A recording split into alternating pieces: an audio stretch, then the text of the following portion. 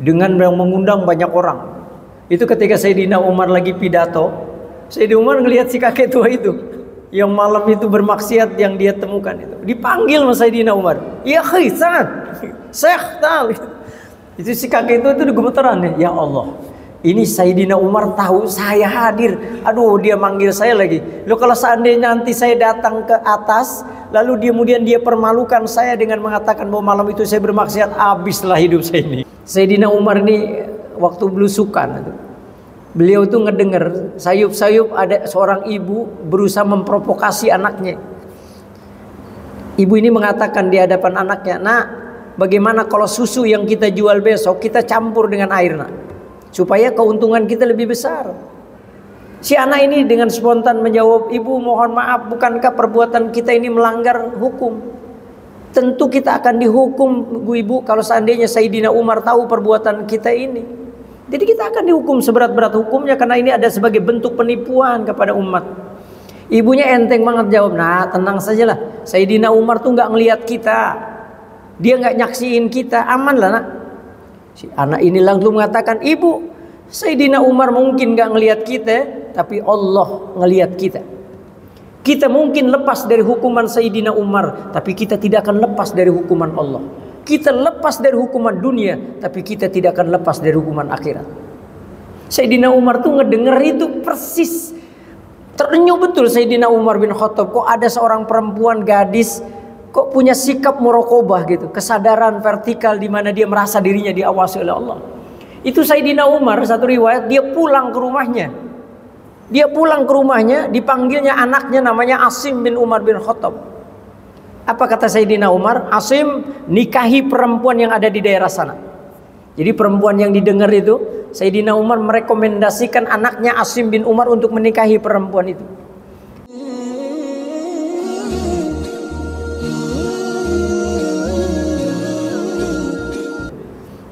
Cerdas juga. Jadi kata kakek tua ini, "Tunggu dulu ya Amirul Mukminin. Saya ini jujur aja bermaksiat aneh ini baru malam ini. Saya baru malam ini bermaksiat di hadapan Allah. Tapi Anda bermaksiat malam ini sudah 3 kali." Dibalas di kalimat itu. Sayyidina Umar bingung, "Loh, kalau Anda menuduh saya bermaksiat di hadapan Allah?" "Iya," kata kakek tua itu. "Anda sudah bermaksiat di hadapan Allah 3 kali dan itu aku saksikan sendiri." Kata Sayyidina Umar, "Gimana Anda ini saya bermaksiat? Oh, saya sendiri ngelihat Anda ini yang bermaksiat kok di hadapan Allah." Saya ingin tanya ya Amirul Mukminin, bukankah ketika menentang ayat Allah itu sebagai bentuk kemaksiatan? Iya, betul. Anda sudah menentang ayat Allah malam ini. Anda tidak sadar bahwa Anda sudah menentang Allah Subhanahu wa taala. Berarti Anda sudah bermaksiat di hadapan Allah. Apa yang saya tentang ayat-ayat Allah? Pertama, Allah itu kan mengatakan, "La tadkhulu buyutan ghaira buyutikum." Jangan kau masuk ke rumah orang yang bukan rumahmu sebelum minta izin kepada orang yang punya rumah itu. Wa tusallimu alaiha, wa tusallimu, dan mengucapkan salam kepada orang yang punya rumah. Anda masuk ngucapin salam enggak? Izin enggak? Enggak. Berarti Anda maksiat. Yang kedua, waktu buyuta, masuklah kau ke dalam Al-Quran, waktul buyuta, datangkan rumah-rumah itu melalui pintu-pintunya. Kau masuk ke rumahku melalui pintu? Kau memasuki rumahku tidak melalui pintu. Satu, kau menentang ayat Allah. Yang ketiga, bukankah Allah bilang wala tajassasu, jangan ngintip-ngintip keburukan orang lain? Anda malam ini sudah mengintip keburukan aku tanpa menghadirkan saksi. Sayyidina Umar itu rupanya paham. Namanya kakek ini cerdas juga. Ya, iyalah dia bisa mengupas ayat Quran gitu. Sayyidina Umar tertunduk gitu. Akhirnya Sayyidina Umar pulang. Satu riwayat akhirnya Sayyidina Umar menggelar pengajian di rumahnya itu dengan mengundang banyak orang. Itu ketika Sayyidina Umar lagi pidato, Sayyidina Umar ngelihat si kakek tua itu yang malam itu bermaksiat yang dia temukan itu. Dipanggil sama Sayyidina Umar. Ya khisan, Syekh tal. Itu si kakek itu gemeteran ya. Ya Allah, Ini Sayyidina Umar tahu saya hadir. Aduh, dia manggil saya lagi. Loh, kalau seandainya nanti saya datang ke atas, lalu kemudian dia permalukan saya dengan mengatakan bahwa malam itu saya bermaksiat, habislah hidup saya ini. Aduh, gimana ya?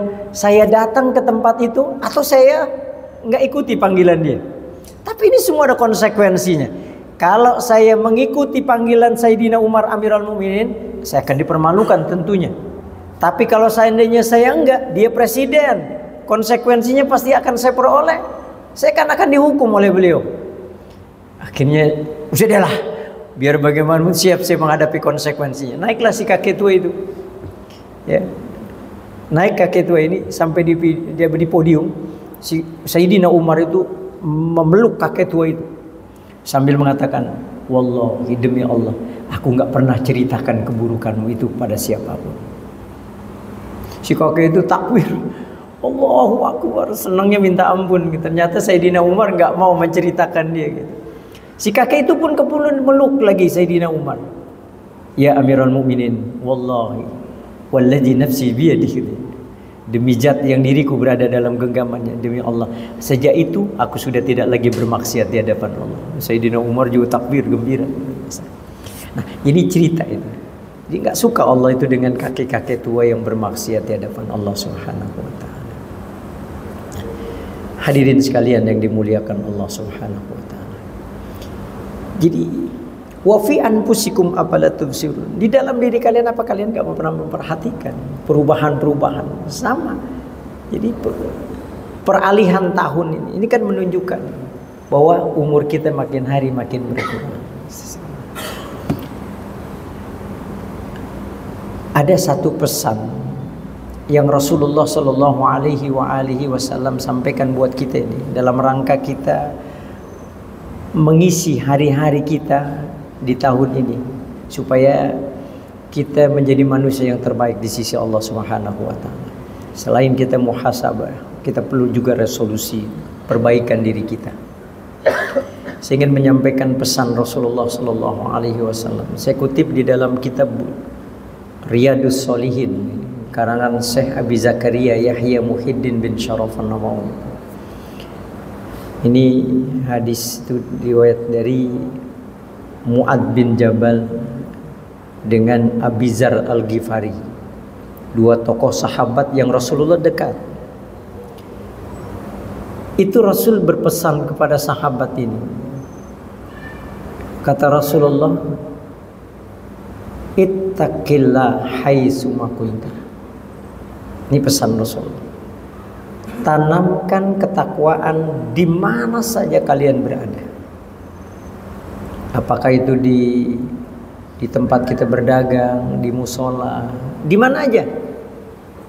Jangan ketakwaan tuh hanya muncul di masjid doang, di musola doang, atau di tempat kajian-kajian keislaman.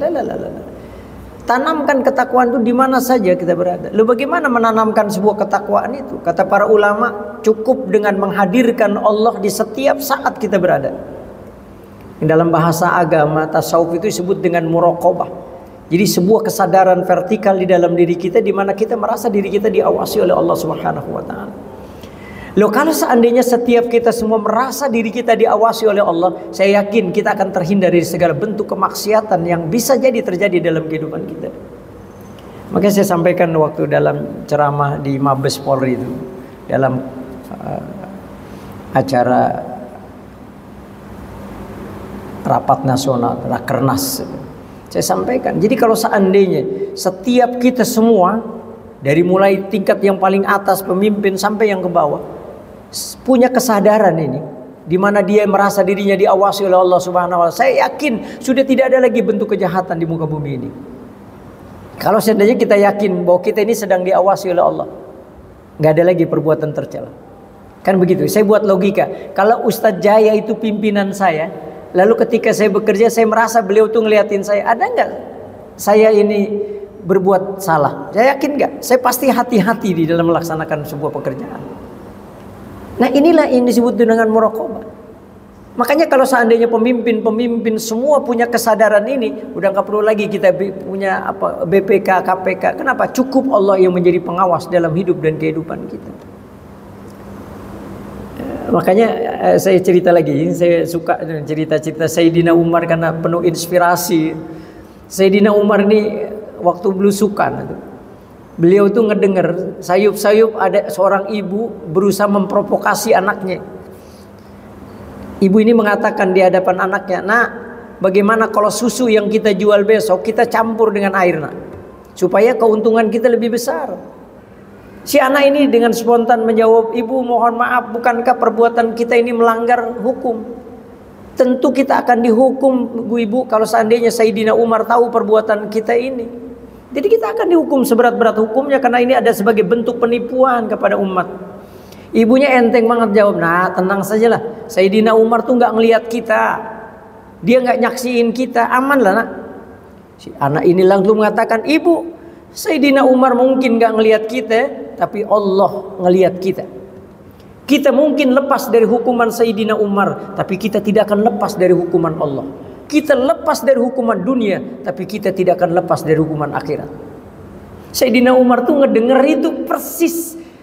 Terenyuh betul Sayyidina Umar bin Khattab, kok ada seorang perempuan gadis kok punya sikap muraqabah gitu, kesadaran vertikal di mana dia merasa dirinya diawasi oleh Allah.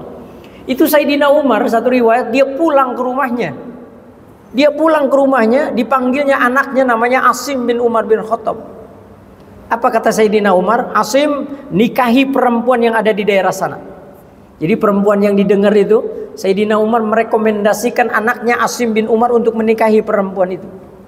Makanya kemudian sejarah mencatat lahirlah seorang pemimpin besar namanya Umar bin Abdul Aziz karena lahir dari keturunan wanita yang saleh itu. Jadi memang mafil aba fil abna, karena Sayyidina Umar bin Abdul Aziz adalah seorang ulama besar, kakeknya adalah, maka wajar kalau kemudian kepemimpinan Sayyidina Umar diwariskan oleh beliau Umar bin Abdul Aziz. Ditambah dia punya seorang keturunan dari seorang ibu yang memang saleh, luar biasa. Nah, ini disebut dengan muraqabah, kesadaran vertikal di mana kita merasa diri kita diawasi oleh Allah. Itulah ketakwaan. Ittaqillah haitsu ma kunta. Tanamkan ketakwaan itu di mana saja kalian berada, insya Allah hidup kalian akan selamat. Yang kedua, wa'atbi sayyi'atal hasanatamuha. Iringi perbuatan jahatmu dengan perbuatan baik, insya Allah akan terhapus. Siapa sih manusia ini yang nggak punya dosa? Yang kita ini semua hadir pasti berpotensi untuk melakukan dosa. Kullu bani Adam khata'un wa khairul khata'in at-tawwabun. Kata Nabi, setiap manusia berpotensi untuk melakukan perbuatan dosa. Dan sebaik-baik mereka yang pendosa adalah mereka yang mengevaluasi diri lalu bertobat kepada Allah. Makanya dalam konsep Islam, orang yang terbaik itu bukan berarti dia nggak pernah berbuat dosa. Allah katakan orang yang terbaik itu apa? Walladzina idza fa'alu fahishatan aw zalamu anfusahum zakarullaha fastaghfaru lidzunubihim. Jadi orang yang terbaik itu kata Allah, orang-orang yang apabila dia melakukan perbuatan keji, auzalamu anfusahum, atau dia zalim terhadap diri mereka sendiri, zakarullah, dia ingat kepada Allah, fastaghfaru lidzunubihim, seraya memohonkan ampunan kepada Allah, walam yusirru ala ma fa'alu, dan dia berjanji untuk tidak melakukan perbuatan itu lagi. Itu orang yang terbaik. Makanya Rasulullah mengajarkan kita, berapa kali Rasulullah istighfar? Rasul mengatakan, wallahi inni la astaghfirullah wa atubu ilaih fil yaum aktsar min 70 marrah atau kama qala 100 marrah. Kata Nabi, aku itu mengistighfarkan diriku di hadapan Allah, memohonkan pertobatan kepada Allah sehari semalam, kata Nabi, 70 kali. Satu riwayat mengatakan berapa? 100 kali Nabi mengistighfarkan dirinya di hadapan Allah. Makanya Syekh Hasan Bisri itu kalau ada jamaah yang datang minta amalan, itu selalu bilangnya, ente istighfar 1000 kali. Dalang datang lagi, ente istighfar 1000 kali, ente istighfar 1000 kali. Kenapa? Karena memang dahsyatnya sekali istighfar itu. Jadi Rasulullah yang sudah dijamin maksum, orang dijamin semua dosanya diampuni oleh Allah, Rasul tidak pernah lepas itu istighfar sehari semalam 100 kali belum mengistighfarkan di hadapan Allah. Yang terakhir pesan Nabi, wa khaliqin nas bi khuluqin hasan. Bergaulah kalian dengan pergaulan yang baik. Pergaulan yang bagaimana? Yang diajarkan Rasulullah. Coba lihat, Rasul itu pertama kali di Madinah, menginjakkan kakinya di Madinah, ucapan beliau itu, walaupun beliau tahu yang lebih banyak mayoritas itu yang hadir di hadapan Rasul itu adalah orang Muslim. Hanya satu orang Yahudi waktu itu, namanya Abdullah bin Salam. Tapi ucapan Rasulullah Sallallahu Alaihi Wasallam, ucapannya ya ayuhan nas. Itu ketika pertama kali. Makanya Abdullah bin Salam itu masuk Islam. Jadi bukan hanya ngelihat bagaimana wajah Rasulullah, kan di dalam riwayat Abdullah bin Salam itu kan terpukau dengan wajah Nabi itu. Karena selama ini yang dia dengar dari orang-orang Yahudi itu Nabi Muhammad itu pendusta, pembohong, macam-macam. Sampai Abdullah bin Salam pernah mengumpulkan data-data tentang Nabi Muhammad. Sampai ketika Nabi Muhammad hijrah, dia tuh pengen banget ngelihat wajah Rasulullah. Sampai ketika dia lihat wajah Rasulullah pertama kali, apa dia katakan? Inna hadzal wajha laisa biwajhin kadzab. Sungguh ini wajah bukan cerminan wajah pembohong. Itu pertama kali. Makanya Nabi Muhammad mengatakan identitas seorang mukmin yang terbaik itu khiyaru ummati, kata Nabi, sebaik-baik umatku. Apa kata Nabi? Man zakarakum billahi ru'yatuhu. Manakala kalian memandang wajahnya sudah cukup mengingatkan kalian kepada Allah. Jadi kalau kita ngelihat wajah orang-orang beriman itu, ya itu saja ya. Ingat kita dengan Masjid Nurul Barakah, ingat kita pengajian, ingat kita ibadah. Itu sudah menunjukkan kualitas orang itu adalah kualitas orang yang al-qaim bi huquqillah was-sadiqatu bi tauhidillah. Orang yang beriman kepada Allah. Nah, jadi Abdullah bin Salam bukan hanya itu, tapi ucapan Nabi. Dia bilang ya ayuhan nas, wahai manusia. Kenapa Nabi nggak bilang wah ya ayuhal mu'minun atau ya ayuhal muslimun? Nabi sadar kalau di Madinah bukan hanya komunitas Muslim, di situ ada orang Yahudi, ada Nasrani, ada Majusi, ada Sabiin. Nabi mengakomodir mereka, dipanggillah mereka. Siapa yang merasa dirinya manusia terpanggil dengan ucapan Nabi. Apa yang Nabi katakan? Afsus salam, tebarkan kedamaian di muka bumi ini. Jadi saya katakan kalau ada orang yang mengatakan Islam agama teroris, Islam agama anarkis, sudah terbantah dengan hadisnya Rasulullah SAW bahwa Islam 14 abad yang lalu, sebelum dunia barat bicara tentang hak asasi manusia, Islam sudah bicara tentang hak asasi manusia. Dengan kalimat Nabi afsus salam, tebarkan kedamaian di muka bumi ini. Makanya sekelas Michael Hart dalam bukunya 100 tokoh manusia yang berpengaruh dalam kehidupan dunia, secara jujur dia menempatkan Rasulullah dalam urutan pertama. Apa? Karena Rasulullah mampu membangun sebuah peradaban dengan melibatkan orang-orang yang ada di sekitarnya tanpa pernah memandang dari suku mana, dari agama mana, dan dari bahasa mana. Rasul tidak peduli itu. Semuanya dirangkul dalam satu kesatuan yang kemudian disebut dengan baldatun thayyibatun warbun kufur. Itu yang membuat Michael Hart bahwa Rasulullah bukan hanya sukses membangun sebuah sistem yang berdasar spiritual, tapi juga Rasulullah mampu membangun lebih dari itu. Maka itu yang disebut oleh Michael Hart. Kekaguman dia dengan Rasulullah itu karena Rasul mampu membangun baldatun thayyibatun warbun kufur dengan hidup, membangun kebersamaan dengan siapapun. Makanya wa khaliqin nas, bergaulah kalian tanpa pernah memandang dari suku mana, dari bahasa mana, dari agama mana. Selama dia manusia dan tidak ada konflik dengan kita, wajib kita hormati. Makanya Nabi mengatakan siapa yang menghina kafir zimmi, kata Nabi, sama dia dengan menghina aku. Jadi bagaimana hubungan muamalah Rasulullah benar-benar menjaga betul bagaimana umat supaya bersatu. Nah hadirin sekalian, inilah pesan yang Rasulullah SAW sampaikan. Mudah-mudahan mengakhiri tahun 1446 Hijriah kita bisa introspeksi diri sebagaimana Abu Bakar menangkap sebuah pesan moral sehingga kemudian para sahabat pun menyadari itu semua. Kita jadikan ini sebuah pesan buat kita bahwa bukan hanya tambah umur ya secara matematik, tapi sebenarnya makin mendekati kita kepada Allah Subhanahu wa taala. Mudah-mudahan Allah berikan taufik dan hidayah agar kita selalu menjadi orang-orang yang istiqomah dalam penghambaan diri kita di hadapan Allah Subhanahu wa taala. Terima kasih, mohon maaf lahir dan batin. Wallahul muwaffiq ila aqwamit thoriq. Wassalamualaikum warahmatullahi wabarakatuh.